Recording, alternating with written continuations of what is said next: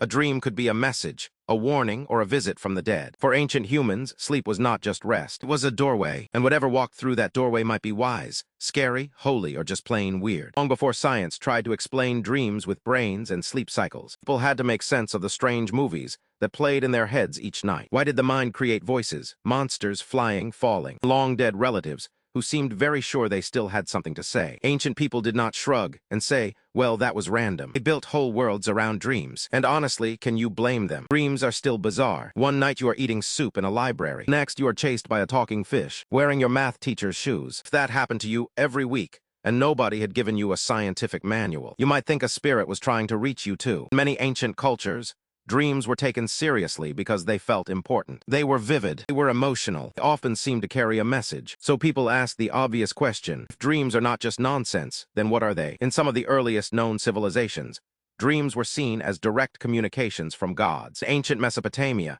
people believed gods could send warnings or instructions through sleep. A king might dream of a battle, a flood, or a strange figure with a bright crown. Priests would try to interpret what it meant. Dreams were not private little brain accidents. They were events with social power. Dream could influence a war, a harvest, or the fate of a ruler. Dreams were not private little brain accidents. They built whole worlds around dreams. And honestly, can you blame them? Dreams are still bizarre. One night you are eating soup in a library. Next, you are chased by a talking fish, wearing your math teacher's shoes. If that happened to you every week, and nobody had given you a scientific manual, you might think a spirit was trying to reach you too. They built whole worlds around dreams. The ancient Egyptians had a similar idea, but they added a wonderfully organized touch. They thought dreams could be messages from the divine, and they even recorded dream meanings on papyrus. That means someone, somewhere, decided to keep notes like, if you dream of a crocodile, this may mean danger, or if you dream of milk, may be good fortune. Imagine being the first dream librarian. Egyptian temples sometimes had special sleep spaces,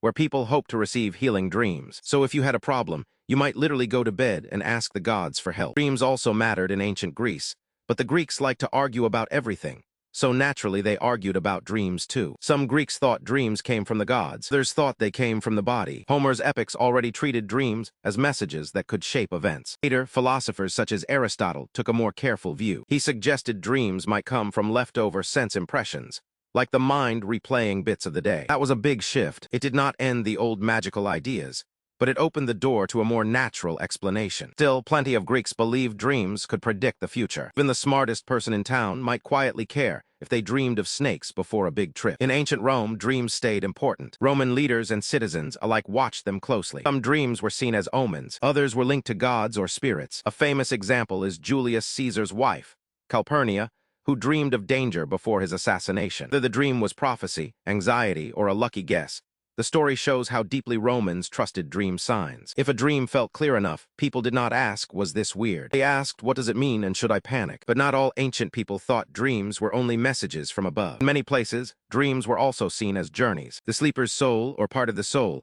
might travel while the body stayed behind. This idea appears in many indigenous and tribal traditions around the world. Could meet ancestors, speak with animal guides, or visit other realms. That makes dream life feel less like a private brain show, and more like a nighttime adventure with serious consequences. Ancient China also had rich dream traditions. Dreams were often linked to balance, health, and the spiritual world. One famous story comes from the philosopher Zhuangzi, who dreamed he was a butterfly. He woke up, he wondered whether he was Zhuangzi who had dreamed of being a butterfly, or a butterfly dreaming of being Zhuangzi. That is a very elegant way to ask, wait, what is real? It is also proof that ancient humans were already having the kind of thoughts that make your brain feel like it just stepped on a rake. From Egypt to Greece, Rome to China, dreams were never just random. They were messages, warnings, journeys, symbols, and philosophical puzzles. So what did ancient humans think about dreams? Mostly that they mattered a lot. In Hindu traditions, dreams were often connected to deeper layers of reality, the self, and the divine. Some texts treated dreams as one state of consciousness among others, not just random nighttime noise. Dreams could reveal fears, desires, karmic traces, or spiritual truths. In Buddhist thought, dreams could also show how unstable and changeable reality is. Dream can feel real while it lasts, and then vanish. That made dreams a powerful example of the human condition. One minute you are king of a mountain castle. The next you are awake and looking for socks. Ancient humans also used dreams for practical decision-making. Before major choices, people might sleep in sacred places, fast, pray, or ask for a dream. They wanted guidance. Should I marry this person? Should I move the village? Should I plant now or wait? Dreams could act like a cosmic suggestion box. Of course, interpretation was never simple. A dream of water might mean life, danger, cleansing, or sorrow, depending on the culture and the context. So people often turned to specialists. Priests, shamans, healers, and wise elders became dream interpreters, who were part counselor, part detective, part translator for the night. What is fascinating is that ancient people were not foolish. They were doing their best with the tools they had. They noticed patterns, noticed that dreams reflected emotions, daily life, illness, and fear. They also noticed that dreams sometimes felt meaningful in ways that were hard to ignore. Without modern sleep science, they filled the gap with gods, souls, ancestors, and signs. That may sound unscientific now, but it was also deeply human. When people face mystery, they make stories. Dreams gave them a mystery every single night. There is another reason dreams mattered so much.